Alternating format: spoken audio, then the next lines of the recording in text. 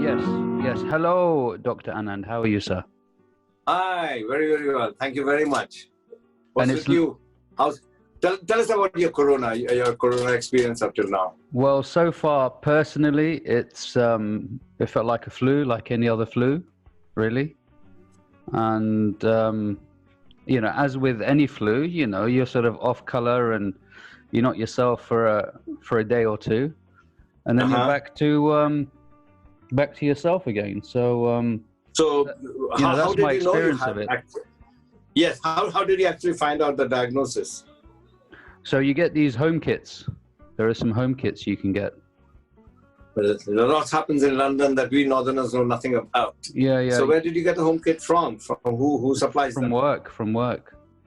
Oh, right. Yeah. Right. Yeah, so work, Okay. home kits, and but now I think they're unavailable because everyone's buying them. So whoever manufactured them are making an absolute He's a million. millionaire. Yeah, Yes. and there's this interesting video called Event 201. Uh-huh. That's worth googling, Event guys. two. Event Okay, Event 201. 201. Okay. Yeah, so this is a scenario event of a grand scale virus pandemic happening around the world, Uh-huh. which they did back in November. And they sat down bankers and government officials and experts in all the different sectors in society and how Uh-huh. to deal with a catastrophic worldwide pandemic. Okay. And it's an And interesting... that was nothing to do with their knowledge that this could be coming, not coming. They just Yeah, out of they the just blue. did this. I think it was in November or December 2019. That's when they did it. Oh, right. So that's an interesting video Okay. for So everyone to Event watch. 201 is worth looking at. I will. Okay. Yeah. I'm slightly distracted because I'm also getting a Facebook Live running to give some people a feel of what's going on. There we are. Yeah. Hello everyone. So yeah, I mean, it felt like a So- flu, but essentially I'm fine now. But then everyone around me is not so fine. No one well, comes to you, no one approaches you, even No one likes you. don't look at you. You're a pariah dog, man, with fleas. Yeah, I'm the one who's scratching and no one else wants it. How many days on are you? Is it day 5, 6, what? No, this is my 8th day now. 8th day. Yeah. And you'll be like that for another 6 days? No, I mean, I feel fine, actually. I feel fine. So are you no longer in isolation? Supposedly, but then the family are, apparently. According to treating the you chief medical officer. Okay. Okay. So, what do we do Okay. now? Because the chief medical officer is advising one thing, Yes. and, it sort of drives you and the family crazy because you have to sort of be together. I Yes. guess you have to act sensibly and use common sense. And I think that's something that's Yes. lacking right now, is that rather than listening to, supposedly experts and what have you, I think common sense goes a long way. What do you think, Doc? Well, I'll tell you what. Yesterday, I rang the blood bank because my friend Stephen Warwick says, have you ever donated blood? I said 18 or 19 times in India as a medical student when my conscience was high. When I came to this country, a couple of years after arriving, I tried to donate. They said, you might have had malaria, so we'll just use your serum. I thought, no, I'm not going to donate them. So yesterday I rang. She did the whole questionnaire very nicely, the poor girl.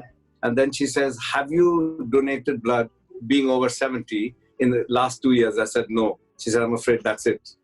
So the rules are so rigid, but those are peacetime rules. We are in wartime. That's one thing. Then I rang the health service after great difficulty, found the doctor bank. And I said, look, I haven't practiced for about 6, 7 years and I'm off, I'm deregistered. He said, we can't entertain you. I said, have you not heard about barefoot doctors? I don't necessarily want to go in because then you'll say, oh, you're over 70 and so on. So I've sent a CV, a quick CV to, the bank for ordinary people who can man telephones. And I think, I'll be at least as good as a nurse or a Joe Bloggs Public on Corona and advising people.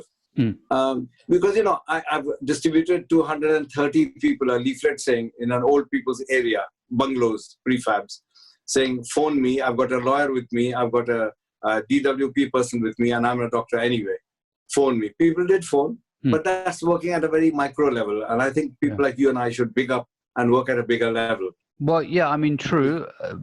The other thing, we are working against a massive media juggernaut. You know, that's the thing. Who are frightened and love fear, you know, and love all the rubbish and conspiracy theory. This is not the time for, I mean, whatever China has done is, of course, it's from China, and of course, it's from wildfowl, and of course, it's from rich Chinese people looking for a sexual thrill. All the animals, all the tigers from India have gone to China for tiger balm and so on. But that is true. But that's hardly what we should focus on. Yeah, I mean, exactly. You know, I mean, what I would like to see is the government, the chief medical officer, the prime minister talking about how we can improve ourselves, i.e. immunity. You know, just these simple things. I mean, washing hands is one thing. That is the aspect. But, you know, but how about vitamin C, vitamin D, regular exercise, meditation, happiness, prayer? Yes. I mean, I think it's wrong for them to sort of close all these spiritual centers, because I think that brings a lot of solace, a lot of grounding. But science doesn't understand that. Yeah, science doesn't understand. Well, you know, science maybe brought us this corona in the first place. Well, it's certainly compounding the fear. Science is making it worse for us. Science is not giving us any answers. So I think we can give ourselves the answers by looking within and finding what makes us stronger. Science is not going to make us stronger. No. Science is just for science makes you more the five senses. Yes. Sight, smell, taste, touch, hearing. And that's it. That's the end of science. No, we need to go beyond that. But there's a spiritual element. Well, whether you like it or not, you know, you do connect with animals. You know, that's not science. That is spirituality. You know, that's a definition of connection with something that's beyond you, not from your species. That's, you know, that's a definition of spirituality. And for you to say that, you know, you don't connect with your pets or sort of dogs or cats or what have you, you know, that's a simple form of explaining what spirituality is to a non-spiritual person. The connection is there. Last year, there was a baby, and the puppy was licking its face. And they're like two of a kind, you know. They're two babies, innocent. The puppy doesn't know that he's a different species from the human puppy. Yeah. And the human baby doesn't know that he's It doesn't need like another dog puppy. It doesn't need words. You know, when it doesn't need words, that's it. You know, and I think if we can celebrate that, if we can augment that, if we can make that bigger, the thing that doesn't need words, the thing that doesn't need statistics, it doesn't need studies, it doesn't need all these, you know, complicated statistical models and graphs. Let's lower the curve. Right, okay. Let's talk about lowering the curve by increasing the immunity, increase connectivity, increase interconnection, making the community stronger, making the whole world as one community, as one you know, natural ecosystem. And you know, that's what we are. And I think maybe now it's for the environmentalists to say, look, this is our opportunity to now sit down and say, look, we've got less planes in the sky, we've got less cars in the street. This is our time to push the agenda. But they've gone quiet all of a sudden, and that tells you what's going on here. You know, does the media and the political force have only one agenda? Before it was the you know, the environmental agenda. Now that's gone all quiet. Now it's all the corona agenda, and that's really interesting to think about. That maybe there is a kind of, you know, a media machine, or a propaganda machine, or God forbid, a brainwashing machine, to sit there and set the agenda according to whatever really sells. And this thing is selling. Well, I think this is the time to think. We are in the cave now, aren't we? The caveman has gone back into his cave, and he has to sit and set out his thoughts, you know. Anyone who hasn't done, I, for instance, play the bamboo flute, you know. But that's like a baby style. I've never used a transverse flute, which is the adult flute, which you can control much more and so on. So I've got a whole year to do that. There's lots of things people have postponed. Here there was a girl Iranian descent. And I said, what instrument do you play? She says, I play the saxophone badly. I said, well, you got a whole year to improve because you'll be stuck at home. Do something with it. Yeah. And there's so many things you can do. Go for walks. Sunshine improves your T lymphocytes. Yeah. There's so much we doctors should be also talking about how to improve your health and not just be subject to government rulings. I mean, the mask is fine, the hand washing is fine, social distancing is fine. Yeah. But anyone I connect to, they kiss me. Yesterday, the guy I was here with, he kissed me. This morning, I met an actor on Northumberland Street, and he hadn't touched a human being for days. He just gave a big hug. You can always touch yourself. You can always touch yourself. That works for a lot of people. Speak for yourself. But touching yourself intimately also improves the immune system. Of course it does. All faiths. It sort of regulates the energy levels as well. If it goes too high, you can reduce it. If it's too low, it sort of wakes you up. Yes, if it's too high, it calms you down. Happy touching. Can you show me both your hands, please? Gentle hands, surgeon's hands, you see. I'm gentle with my body parts. All right, body parts. Yeah. So this is the time to rise above ordinary, I'll tell you another thing. I always, when there's something negative, something positive happens. Yeah. I was coming from the high street to towards my home. I thought I'd missed the last bus. And I was doing watch, or whatever it's called, on WhatsApp. So I'm filming, and you can see in the film, I've stuck my hand out, and I'm speaking in Hindi. I'm talking Hindi to India and Pakistan. I'm waiting for a bus. The bus just swerved and ignored me. I got so upset. Just when the taxi stops exactly on the opposite side. So I saw no one inside it. I went across, and I started saying, could you... And he, "Arey, Dr. Sahab, kaise ho?" The fellow started speaking in Urdu. And I said, can you drop me a mile and a half away? And he said, of course. But he didn't press the meter thing. I said, how much is that? He said, don't insult me. It's only a mile and a half. And I completely forgot about complaining about the bus. Yeah. You raised above it. Always something. You raised above always something. Yeah. And don't get hooked in. Because negative things happen. But don't get hooked in. Well, the negative is there for us to appreciate the positive. That's the thing. Yes. Well, they say the India, sadness is there for us to appreciate the happiness. Happiness. In India, they say a blind man is someone who cannot see the darkness. Yeah. Isn't it? We look at it, blind man can't see light. Well, he can't see darkness, he can't see light, he can't see anything. He can't see the difference. So it's time to rise. I mean, all this. Okay, another thing. Yesterday, I went shopping to my local Tesco, which is exactly opposite my home, exactly across the road. And the shelves sadly were empty, no eggs, no this. But I don't film all that and share negativity. When I came out, the security guard says, are you looking for this? He had one loaf of bread hidden away because he knew he could see me coming from a house. Now, how touching is that? Yeah. Then I chatted about Labour, Conservative. He said, I'm afraid I'm a Labour voter. I said, don't be afraid, just vote. Yeah. Why should you be afraid? He said, you don't mind talking to me? I said, not at all. Yeah. Not everything is perfect in the Conservative Party and not everything is terrible in the Labour Party. Yeah. No one is 100% good, no one is 100% bad. And we had a good little natter, And normally, and what I used to see him as a diffident guy, I'm thinking, why doesn't he talk to me? Is he racist? Is he this? All these little cobwebs coming up. Yeah. It was all cleared up yesterday in one fell swoop, Yeah. And there's another sad thing, Chinese people are being treated really badly. And I try to approach them and smile at them, and they think I'm going to say something negative, and they recoil and walk away, which is very sad, Well, I mean, these videos just to sort of reassure people that we are in this together. There is no difference between color, sect, and creed. At least the coronavirus doesn't see a difference between the colors and the No, I mean, it's a virus. I mean, a virus attacks your immune system. So all we can say is coronavirus is never going to go away. It's here forever.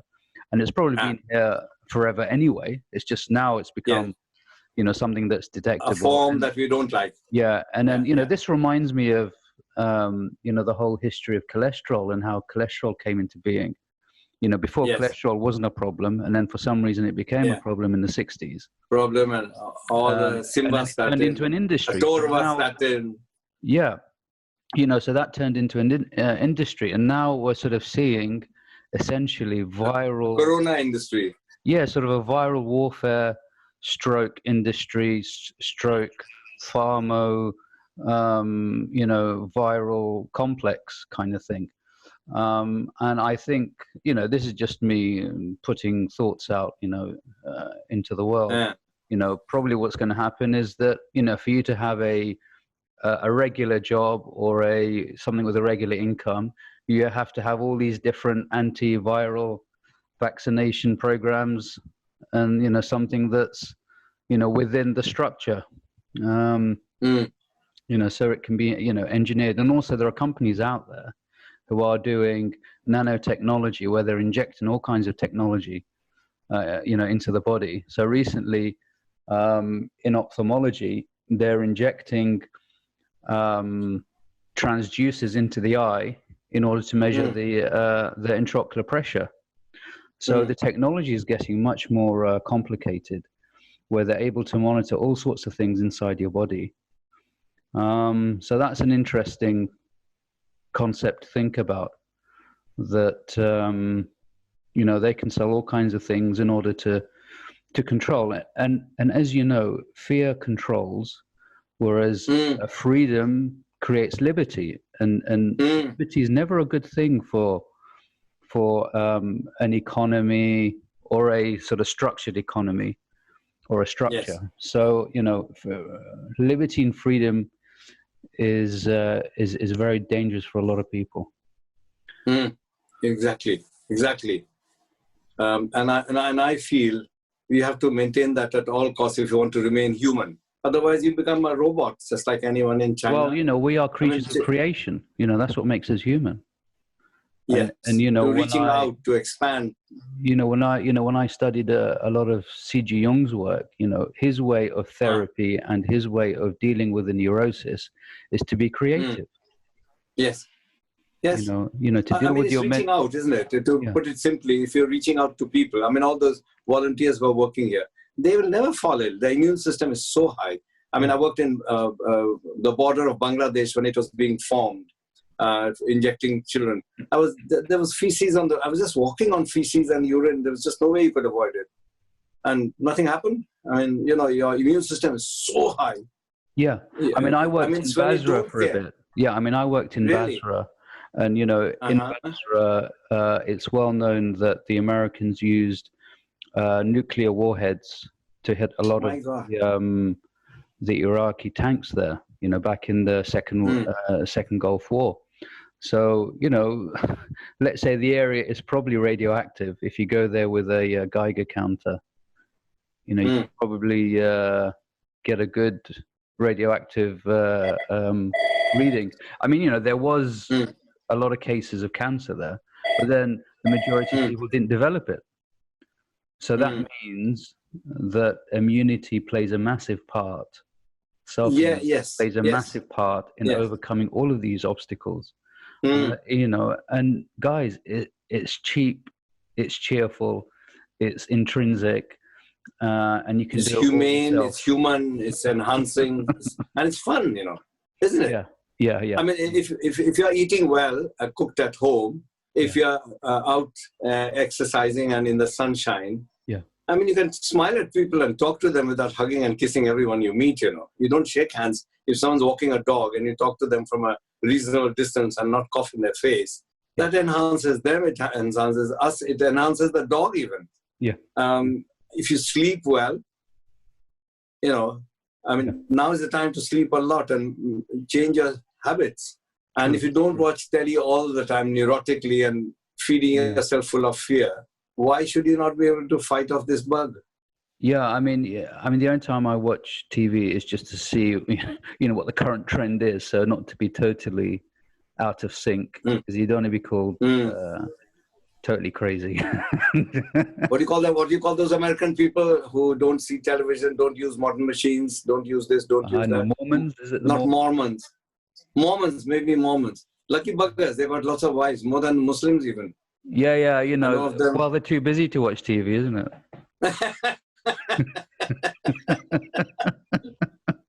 So, where do you get an application form for becoming a Mormon? Yeah, that's why they go in and never come out again. never come back. Yes. Yeah, never come They back. just produce. Yeah, very creative. Pro-creative. Yeah, pro. Yeah, that's a good one. Pro-creative, yeah. They're not amateurs, they are pro-creators. Yes. They are pros on, everyone involved. Yes. Yeah. They put a lot of people to shame, a lot of industries to shame. Yes. Yes. Cool. Okay. And laughter is the best medicine anyway. Yeah, definitely. And I think now is the stage where we need to use a lot of comedy against Corona. Just have a good laugh at Corona. But there was rather a than Sikh treating it man, so seriously. Rather than treating it so seriously. Yeah. Have you seen that Sikh chap dancing away, jumping with joy? And at the bottom, someone says, "Why are you dancing so happily?" He says, "My wife is in 14 days of quarantine." So that's what I'm celebrating. Yeah. Well, yeah. I mean, and there's all, now they're doing these, cartoons for children about Corona, and I don't think that's right. They're sort of telling them about this virus and how it attacks, and let's make fun of it a bit more. Yeah. Well, in NLP, if you make your enemy look like a clown, he's no longer an enemy, he's just a funny bugger. Yeah, I mean, I did that about, my boss many, many years ago. I put him on, on the How did you do that? What, did you use toilet humor? Yeah, absolutely. And, it got rid of my stress. The one where I've seen two... go on. No, yeah, I mean, it got rid of my stress, totally. Just okay. by, visualizing I've seen two him. of these. Yeah. The Texas mayor went out of the meeting to the toilet and had his cordless microphone on. Yeah. And he was doing the needful with a lot of sound effects. How that lady went through. Maybe he did that on purpose, but it certainly worked. Maybe. It just broke that. Maybe. It just broke that had one of those, tension, what do you call them when you sit on a chair and you go... Fart bag. Fart bag, yes. Yeah, maybe we should do more of that. Yeah, we should have more toilet humor. You won't even need toilet paper for that. There was another one that this man goes to this car. The car is running. The lady's handbag is there. The engine's keys are there. And what does he steal? One toilet roll. Yeah. It's just making fun of it instead of getting all angry and serious and heavy. No. There's too many people like that in the world. Too many of them. And it's easy to be... 3 days ago. Yeah. 3 days ago, I was in a pub talking to my friend Stephen Warwick about how to go about the election campaign, blah, blah, blah. Anyway, and we were passing the counter and I went, and 3 people looked at me. I said, "It's much better since I've returned from China." They burst out laughing. Yeah, we burst out laughing. Yeah. I'm glad I wasn't in the States. I might have been arrested, Yeah, I mean, certain areas maybe, but no, I mean, it's called for now. I think now that we're going to turn the corner, given that businesses will be affected now, livelihoods will be affected, family will be affected. Yes. We need to have a more positive and more light-hearted flavor to things, definitely. Yes. So, you're back in Spice FM. Yeah, yes. And again, in Spice, there was a lot of... Somebody put in, should we have it open? I said, definitely. This time to educate and entertain and give out information. Yeah. And then people are talking about microphones. Again, fear. I said, then again, I said, shut it only when BBC and ITV shut. Never. So tonight, BBC tonight and to ITV keep them happy. Yeah. Well, to keep them happy, I said, I won't say this, but I'll do a show with only phone-ins. Yeah. But as soon as they get over the hump of this fear, and squash the sombrero down. Well, if I was in Newcastle, I'd come up to your studio and. But you can phone in. So yeah, tonight's of course. Show. Yes. Tonight's show. What kind of music are you in touch with? Persian. So why don't you send me a playlist, a Persian playlist? Okay. Of your favorite ones. And I mean, I don't speak Persian, but I just like it. I know it's. No, it touches you. Yeah, it touches me. As far as I'm concerned, I'm in this Farsi business. It was Parsi, but the Arabs couldn't say "pa." They say "ba" instead of. I'm going to the pub to have a bebzi. Yeah, yeah. That's what, Stop barking because in their language there's in no the park. Bark. I'm barking my car. Crazy, man. Actually, very funny. I had a Saudi student as a tenant. So my wife then, Anthea, and I were taking him for a drive. And he sees cows in the field and he says, beef. I said, no, they're cows. They're not yet beef. He couldn't figure out the difference. My God, this is God's honest truth. I said, look, they're not meat yet. They are live creatures who are eating grass. When you kill them, cut them, cook them, then they become beef. Oh, they've got much better since then. They are much better now. Much more humane.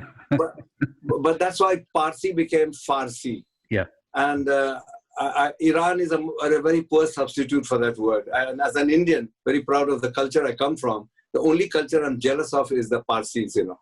You know, in India, the biggest industries are run by Parsis. They took refuge in India. Godrej, Hammam, Lever Brothers, they're all Iranians. And Tatas, forgetting the most important one. Jamshedji Tata, who started the Tata Iron Steel in 1935. The English laughed at him. They don't take bribes. They don't give bribes. And they really are like a company that doesn't take or give bribes. I was going to say like an English company, but you know, they do all that in Saudi. So I'm very respectful of Parsi people. They also have great the heritage, which great is history. like, yeah. And who was that king? Xerxes, was it? The first Xerxes, king? Yeah. And apparently he said to his people, if you don't want to be under my control, tell me, and I'll let you go. He also had, he imported Jewish people to do business, to teach them business. Mm-hmm. So, you know, there are people like that. There was something like that, someone like that called Ranjit Singh in India, a Sikh fellow who controlled all of Punjab. He had one eye, but he had 3 or 4 wives. He was the only king in the world who didn't put his face on the coins. That was, I like people like that who are so noble. They can't be bothered with little stuff like put my face on the coin. Cool. So, I mean, you know, we're coming towards the end of our, you know, fun and raising of Games. immunity. And showing 2 fingers to Corona. Yeah, definitely. Or we can say 1 finger like that. Okay, depending how many you have. Okay, 3 then. I've 2 just got together, the 1 1 separately. Yeah, I've just got the 1. All right. Okay, my friend. So that's great. Okay. See you soon. Speak to you soon. Take care. Okay. Bye-bye. Take care. Bye for now.